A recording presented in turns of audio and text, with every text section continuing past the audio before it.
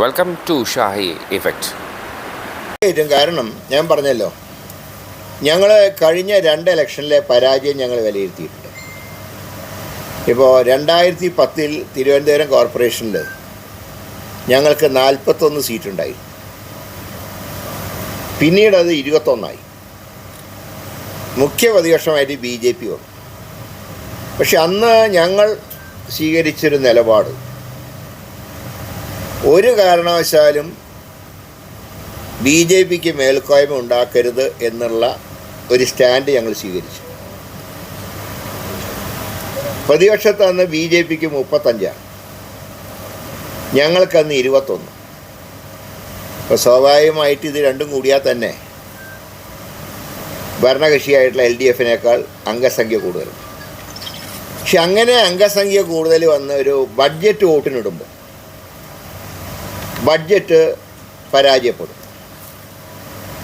പരാജയപ്പെട്ടാൽ ഞങ്ങൾക്ക് ജയിക്കാനൊന്നും കഴിയില്ല. അപ്പോൾ ഒരു അനിശ്ചിതത്വം ഉണ്ടാവും. അതുകൊണ്ട് ഞങ്ങൾ പലപ്പോഴും ഇപ്പോൾ സ്വാഭാവികമായിട്ടും പ്രതിപക്ഷത്തിരിക്കുമ്പോൾ ചെയ്യേണ്ടത് എന്താ, ഭരണകക്ഷി ഒന്നുകിൽ അനുകൂലിക്കുക അല്ലെങ്കിൽ പ്രതികൂലിക്കുക. ഞങ്ങൾ പ്രതികൂലിച്ചുകൊണ്ട് തന്നെ പലപ്പോഴും വോട്ടെടുപ്പ് സമയമാകുമ്പോൾ ഞങ്ങൾ ഇറങ്ങിപ്പോയി. കഴിഞ്ഞ തെരഞ്ഞെടുപ്പിൽ ഞങ്ങളോട് ജനം ചോദിച്ചത്, നിങ്ങൾക്കൊരു സ്റ്റാൻഡ് ഉണ്ടോ? 2 കാര്യങ്ങളാണ് ജനം പറഞ്ഞത്. ഒന്ന്, നിങ്ങൾ കഴിഞ്ഞ തവണ വനിതാ സംവരണമായിരുന്നു, നിങ്ങളുടെ അത്ര സീരിയസ് ആയിട്ടുള്ള കാൻഡിഡേറ്റ് അല്ല, നിങ്ങൾക്ക് പ്രൊജക്റ്റ് ചെയ്യാൻ മേയർ കാൻഡിഡേറ്റ് ഇല്ല. അതുകൊണ്ട് അത് കൂടെ മനസ്സിലാക്കിക്കൊണ്ടാണ് ഇത്തവണ അങ്ങനെ വന്നപ്പോൾ അങ്ങനെ നമുക്കൊരു സ്റ്റാൻഡ് ഇല്ലാതെ പോയപ്പോൾ കഴിഞ്ഞ ഞങ്ങൾ നമ്പർ 10 ചുരുങ്ങി. അപ്പം അതുകൊണ്ട് ഈ പോരായ്മകളൊക്കെ മനസ്സിലാക്കിക്കൊണ്ട് ഒരു പുതിയ മുഖത്തിനെ കോർപ്പറേഷനിൽ അവതരിപ്പിക്കാൻ തീരുമാനിച്ചു. അതുകൊണ്ടാണ് ചെറുപ്പക്കാരനായ തിരുവനന്തപുരം നഗരത്തിലൊക്കെ ഒരുപാട് IT-കാരൊക്കെയുള്ളൊരു സിറ്റി ആയതുകൊണ്ട് തന്നെ ഒരു മുൻ MLA കൂടിയായിട്ടുള്ള ശ്രീ ശബരിനാഥിനെ ഞങ്ങൾ സ്ഥാനാർത്ഥിയായി, അങ്ങനെ ചെറുപ്പക്കാർ ഒരു ടീം ഇത്തവണ തയ്യാറാക്കി. ആൾക്കാരെയും ഞങ്ങൾ മാറ്റി നിർത്തിയിട്ടില്ല. ഇപ്പോൾ 25 വർഷം തികഞ്ഞ ശ്രീ ജോൺസൺ ജോസഫ്, അതുപോലെ പേട്ട അനിൽകുമാർ, അങ്ങനെയുള്ള സീനിയേഴ്സും ഉണ്ട്. വിദ്യാർത്ഥിയായിട്ടുള്ള വൈഷ്ണവ സുരേഷ് ഉൾപ്പെടെ അങ്ങനെ നല്ല ടീമിനെയാണ് ഞങ്ങൾ ഇത്തവണ ഇറക്കിയിട്ടുള്ളത്. അപ്പോൾ ആ മത്സരം ഞങ്ങളിതിനെ വളരെ ഗൗരവത്തോടെ, കാരണം തിരുവനന്തപുരം തലസ്ഥാനം ഒരു ത്രികോണ മത്സരത്തിൻ്റെ സ്ഥലമാണ്. അതുകൊണ്ട് തന്നെ ആ ത്രികോണ മത്സരത്തിൽ 1ാം സ്ഥാനം നേടിയെടുക്കുക എന്നുള്ളത് തന്നെയാണ് ഞങ്ങളുടെ ചുമതല. അതുകൊണ്ടാണ് ഇലക്ഷൻ പ്രഖ്യാപിക്കുന്നതിന് മുമ്പ് തന്നെ സ്ഥാനാർത്ഥി നിർണയം ഏതാണ്ട് ഇപ്പോൾ ഇന്നത്തോടുകൂടെ മുഴുവൻ കോൺഗ്രസ് സ്ഥാനാർത്ഥികളെ ഞങ്ങൾ തീരുമാനിച്ചു കഴിഞ്ഞു. അപ്പോൾ ഒരു മേൽക്കൈ ഉണ്ടാക്കാൻ കഴിഞ്ഞു. നടത്തിയ കുടുംബ സംഗമങ്ങൾ തന്നെ പാർട്ടി വളരെ വീക്കാണെന്ന് തോന്നിയ വാർഡുകളിൽ പോലും സാധാരണ ജനങ്ങളെ ആകർഷിക്കാൻ ആ കുടുംബ സംഗമങ്ങൾക്ക് കഴിഞ്ഞിട്ടുണ്ട്. ഇപ്പോൾ വോട്ട് ചെയ്യേണ്ട ജനങ്ങളാണല്ലോ. അപ്പം ഞങ്ങളൊരു കാര്യമൊക്കെ അന്ന് നിർദ്ദേശം കൊടുത്തത്, കുടുംബ സംഗമങ്ങളിൽ ഒരിക്കലും ഈ ആളെ കൂട്ടാൻ വേണ്ടിയിട്ടുള്ള വേദിയാക്കരുത്. നിങ്ങളവിടെ 10 പേരാണ് നമ്മുടെ പാർട്ടിയുടെ അനുഭവമുള്ളവരെങ്കിൽ ആ 10 പേരെ നിങ്ങൾ വിളിച്ചാൽ മതി, ഞങ്ങൾ നോക്കട്ടെ എന്താണ് ഇതിൻ്റെ അവസ്ഥ. പക്ഷേ അങ്ങനെയുള്ള പല സ്ഥലങ്ങളിലും നല്ല രീതിയിൽ ആളുകൾ പങ്കെടുത്തു. അത് ആ വാർഡിലുള്ള ആളുകൾ തന്നെയാണ്. അപ്പം അങ്ങനെ തന്നെ ആ തുടക്കം തന്നെ ഞങ്ങൾ ഈ എത്രയോ നാളുകൾക്ക് മുമ്പ്, അതായത് പാർലമെൻറ്റ് ഇലക്ഷൻ കഴിഞ്ഞ് അന്ന് മുതൽ റിസൾട്ട് വരുന്നതിന് മുമ്പ് തന്നെ മിഷൻ 2025 എന്ന് ഞങ്ങൾ തീരുമാനിച്ചു. ഇപ്പോൾ പാർലമെൻറ്റ് ഇലക്ഷൻ കഴിഞ്ഞ് ഒരാഴ്ച കഴിഞ്ഞപ്പോഴാണ്, നിങ്ങൾക്കറിയാമല്ലോ, കഴിഞ്ഞ തവണ ഏതാണ്ട് 1.25 മാസത്തെ ഗ്യാപ്പ് ഉണ്ടായിരുന്നു ഇലക്ഷൻ റിസൾട്ടുമായിട്ട്. ഞങ്ങളതുകൊണ്ട് ഇലക്ഷൻ കഴിഞ്ഞ ഉടനെ തന്നെ യോഗം ചേർന്ന് മിഷൻ 2025 പ്രഖ്യാപിക്കുകയും അതനുസരിച്ച് ക്യാമ്പുകൾ നടത്തുകയും അതിൻ്റെ മുന്നൊരുക്കങ്ങൾ നടത്തുകയും ചെയ്തു. എല്ലാ നിയോജകമണ്ഡലങ്ങളും ഞങ്ങൾ ക്യാമ്പുകൾ നടത്തി. അങ്ങനെ സിസ്റ്റമാറ്റിക്കായിട്ട് ഞങ്ങൾക്ക് മുന്നോട്ട് പോകാൻ കഴിഞ്ഞിട്ടില്ല. അതുകൊണ്ടാണ് ചില സംഘടനാപരമായിട്ടുള്ള ദൗർബല്യങ്ങൾ ഈ ഇലക്ഷനെ ബാധിക്കില്ല എന്ന് പറയാൻ കാരണം.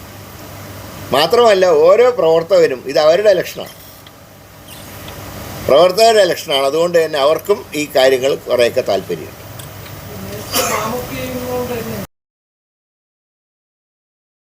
നേരത്തെ വാമപ്പ് ചെയ്യുന്ന നന്നായിട്ട് ഓടാൻ വേണ്ടിയിട്ടാണ്, അല്ലെങ്കിൽ വാമപ്പ് ചെയ്യേണ്ട ആവശ്യമില്ല. അല്ല, അത് തന്ത്രങ്ങൾ ഉണ്ടാവുമല്ലോ രാഷ്ട്രീയത്തിൽ.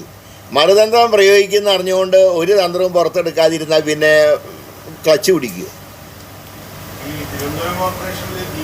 രണ്ടുപേരും എതിരാളികൾ തന്നെയാണ്.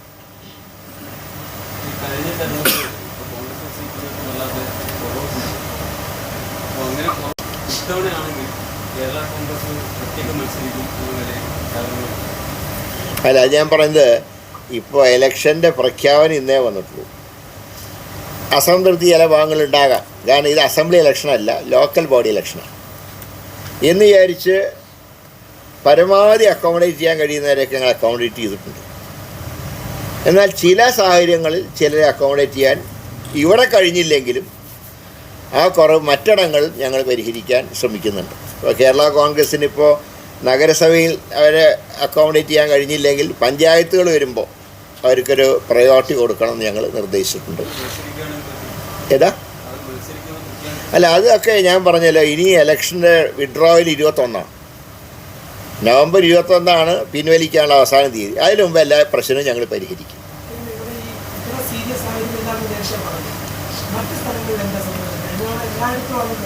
അല്ല, കഴിഞ്ഞ തവണ കോവിഡിൻ്റെ ഒരു നീരാളിപ്പിടുത്തുണ്ടായിരുന്നു. കഴിഞ്ഞ അസംബ്ലിയും ലോക്കൽ ബോഡിയും അത്. അതുകൊണ്ട് തന്നെ ഒരു കാടിളക്കി പ്രചരണം നടത്താൻ കഴിഞ്ഞില്ല. അധികാരം കൈയുള്ളതുകൊണ്ട് സർക്കാരിന് കുറേയൊക്കെ ആനുകൂല്യങ്ങൾ നൽകാൻ കഴിഞ്ഞു. അപ്പോൾ ആനുകൂല്യങ്ങൾ കൊടുക്കുമ്പോൾ ഒരിക്കലും കൊടുക്കരുതെന്ന് പറയാൻ പാടില്ല.